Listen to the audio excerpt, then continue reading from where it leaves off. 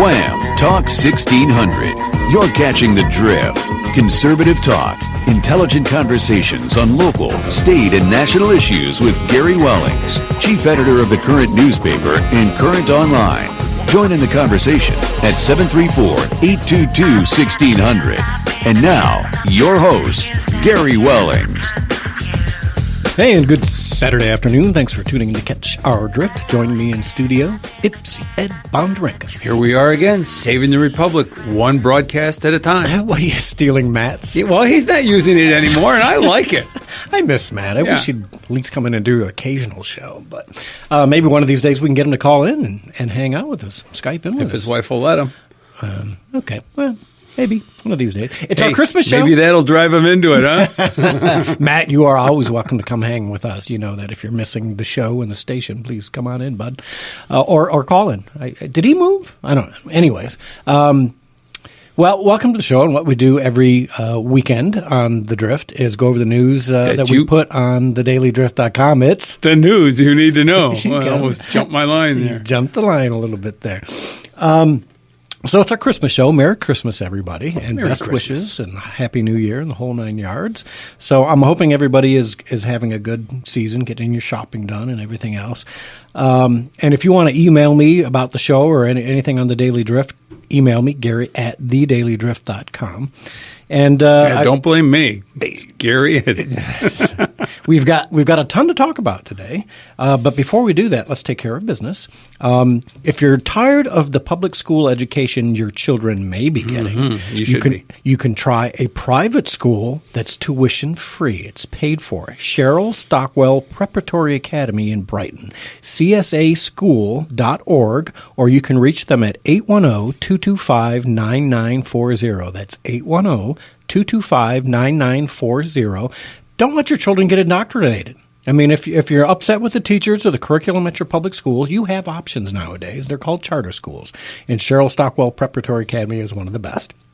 810-225-9940. Call them up and say, hey, heard it at currentonline.com and the Drift Radio Show, and say, check out your options, and you don't have to. Your alternatives are there, right? Yep. They'll run through the options for you. Okay, so before we get into Syria, before we get into wall funding and the fight in the Senate, I thought it was appropriate to bring in a person who has really had her life affected and is now doing the most.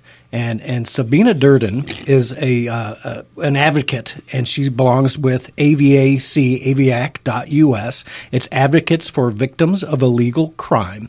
And we got her to come in, or to call into the show this morning. So, Sabine, welcome to the show.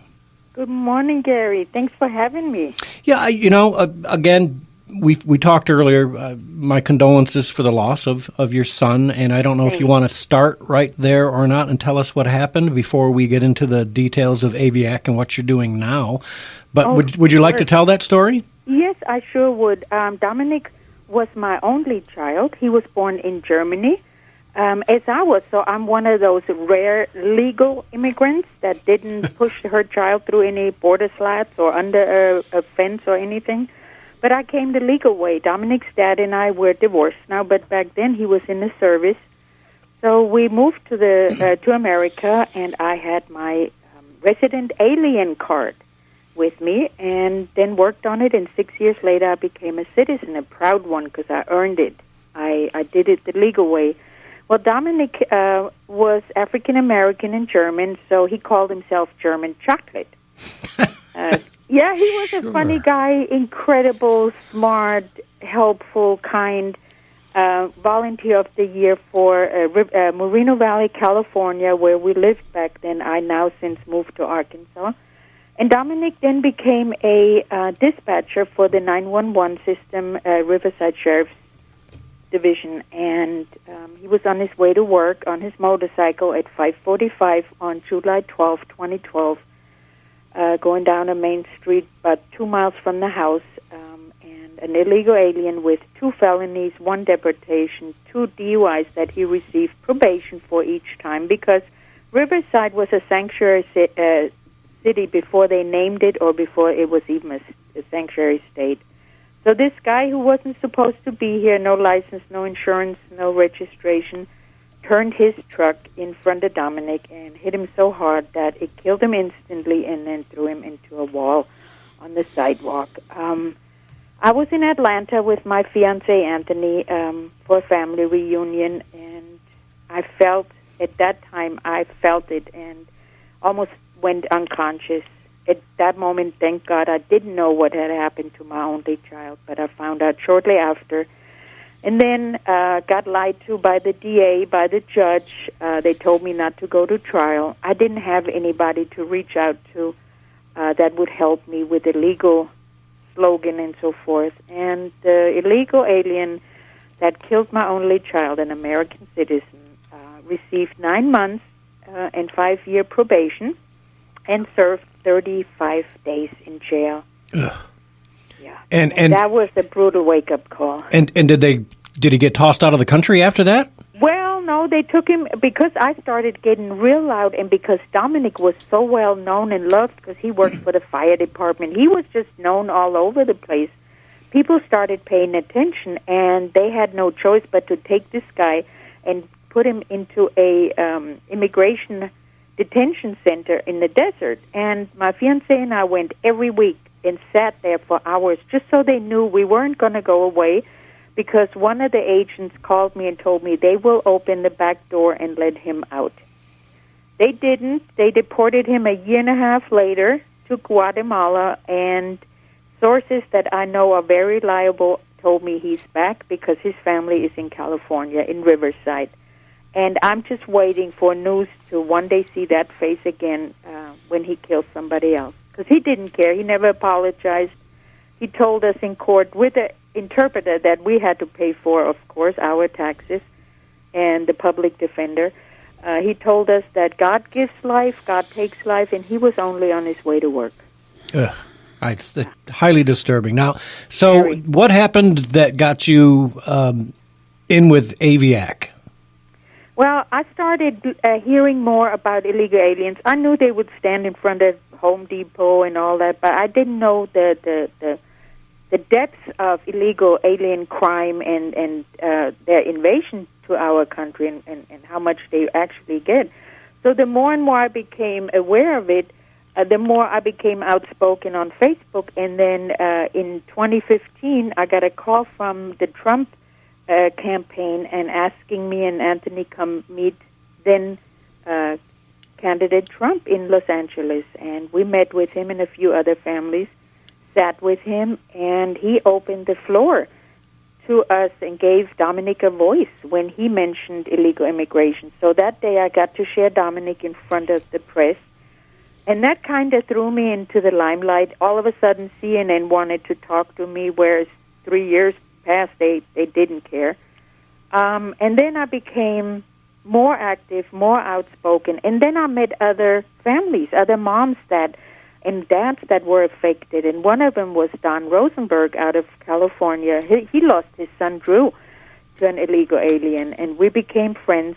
And then with Maureen Maloney, who lost her son Matthew in Massachusetts, and Brian McCann lost his brother, and Maureen LaCour, we created Advocates for Victims of Illegal Alien Crime, because there was nothing out there. There were a few groups, but they seemed to have more other agendas at hand, using our dead children or dead brothers and sisters.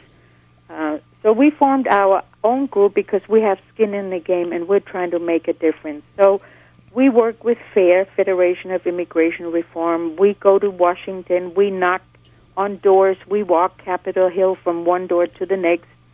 And strangely enough, the Democrats don't really want to see us. They send somebody from their staff, this 15-year-old, to sit there and act like they care. And then we go on with a handshake, and we know we weren't hurt, and nobody cared. So we're loud, and we are on Facebook. We are on the web. I'm on Twitter as loud as I can be to share with not just your listeners, but everybody, that illegal alien crime is rampant and it's taking over. And if we don't get a hold of this, we won't need a border, wall, fence, slat, whatever you call it, because everybody will be here. Hi, Sabina. This is Ed. Hi, Ed. Hi. Your story is interesting because when you think of crime by illegal aliens, you think of like Kate Steinle, who was shot by somebody, or you think about some vicious crime committed by some MS-13 person or whatever, beheadings and some of the stuff we've heard about, rapes. And yet you're pointing out something. Your son Dominic died because of an auto accident. I have a friend who lives in the Washington, D.C. area, and she's still suffering back pain to this day because of an accident that she was in that was performed on her by an illegal alien. I mean, and the guy drives away, and she has no recourse. She has no way to get money out of this guy. He's an illegal alien. There's exactly. My son was hit in Groton. They keep getting a break after break after break, because if an American would have done half of what the guy who killed Dominic did, we would be in jail. And your friend has no recourse of getting any financial aid, and her insurance going to go up, and she's going to have to deal with this the rest of her life. And it doesn't stop there. And it goes into, they receive tax refunds. They go to school for free, college for free. Go look into an ER. They get medical treatment for free while we pay. Oakwood Hospital in Dearborn. Absolutely. And people try to turn it into a racist issue, and it's not. It absolutely isn't. It is a law issue. Yeah. And our politicians that we elected, and I don't care if they're Democrats or Libertarians or Republicans, they need to place Americans first. We're paying into this. They're stepping on veterans that already paid into the system, the highest form. They're stepping over them to run to help illegals because they want their votes.